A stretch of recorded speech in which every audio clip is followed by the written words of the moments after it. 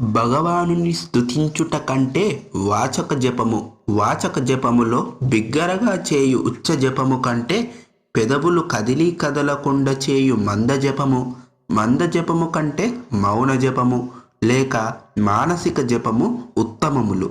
జపము పరిపరి విధములు పోవు దృష్టిని ఏకాగ్రము చేయుటకు దోహదపడుతుంది. భగవంతుని వివిధ నామములతో శృతించు స్తోత్రములను స్తవము అంటారు. ఉచ్చ జపమునందు మనము చేయు నామస్మరణ ఇతరులకు వినపడుచూ ఉంటుంది.